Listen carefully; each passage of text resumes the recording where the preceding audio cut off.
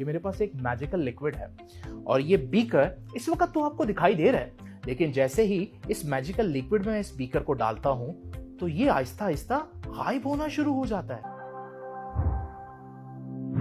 कहानियों में आप लोगों ने ये जरूर पढ़ा होगा कि जिन भूत सामने होते हुए भी दिखाई नहीं देते और आप ये सोचते होंगे कि ये सिर्फ जिन भूत ही हैं जो गायब हो सकते हैं, लेकिन ऐसा नहीं है। ये मेरे पास एक मैजिकल लिक्विड है और ये बीकर इस वक्त तो आपको दिखाई दे रहा है, लेकिन जैसे ही इस मैजिकल लिक्विड में इस बीकर को डालता हूं तो ये आहिस्ता आहिस्ता गायब होना शुरू हो जाता है।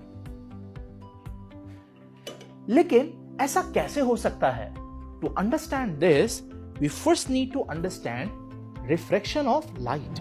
We know that in air light travels in a straight line, लेकिन यही लाइट जब हवा से किसी और मीडियम जैसे पानी में दाखिल हो तो मैं देखता हूं वो स्ट्रेट लाइन में ट्रेवल करने की बजाय बेंड हो जाती है। And this bending of light is called refraction of light. So refraction is the bending of light as it passes from one transparent medium to another. Light को bend करने की एबिलिटी हर medium के लिए different होती है, इसलिए इस ability को रिप्रेजेंट करने के लिए हम हर मीडियम को एक न्यूमेरिकल वैल्यू असाइन करते हैं, जिसे हम उस मीडियम का रिफ्रैक्टिव इंडेक्स कहते हैं और इसे n से रिप्रेजेंट करते हैं। हाइपोथेटिकली एयर का रिफ्रैक्टिव इंडेक्स हम लोगों ने 1 असाइन कर दिया है और बाकी सारे मीडियम्स के रिफ्रैक्टिव इंडेक्सेस हम एयर के कंपैरिजन में फाइंड आउट करते हैं। एयर के कंपैरिजन में वाटर का रिफ्रैक्टिव इंडेक्स 1.33 होता है, जबकि सिनेमन ऑयल का रिफ्रैक्टिव इंडेक्स 1.6 होता है। लेकिन ये दो रिफ्रैक्टिव इंडेक्सेस से मुझे क्या पता चल रहा है?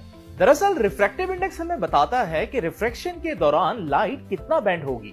फॉर एग्जाम्पल, जब लाइट हवा से पानी में दाखिल होती है तो वो अपने स्ट्रेट पाथ से सिर्फ 14 डिग्री बेंड होती है, इसीलिए पानी का रिफ्रैक्टिव इंडेक्स 1.33 है। लेकिन जब यही लाइट हवा से सिनेमन ऑयल में एंटर होती है तो वो अपने स्ट्रेट पाथ से 22 डिग्री बेंड हो जाती है। क्योंकि लाइट ज्यादा बेंड हुई है तो रिफ्रैक्टिव इंडेक्स भी ज्यादा होगा, इसीलिए सिनेमन ऑयल का रिफ्रैक्टिव इंडेक्स 1.6 होता है। इन दोनों केसेस के कंपैरिजन से ये बात क्लियर हो जाती है कि क्योंकि सिनेमन ऑयल वाटर के कंपैरिजन में लाइट को ज्यादा बेंड करता है, इसीलिए सिनेमन ऑयल का रिफ्रैक्टिव इंडेक्स वाटर के रिफ्रैक्टिव इंडेक्स से ज्यादा होता है। लाइट के बेंड होने की वजह से इमेज डिस्टॉर्ट हो जाता है। कभी इमेज छोटा नजर आता है और कभी इमेज बड़ा नजर आता है।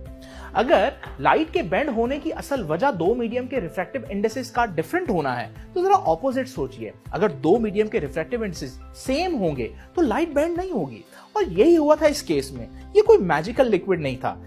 असल में इस बीकर के ग्लास का रिफ्रैक्टिव इंडेक्स और इस वेजिटेबल ऑयल का रिफ्रैक्टिव इंडेक्स सेम है।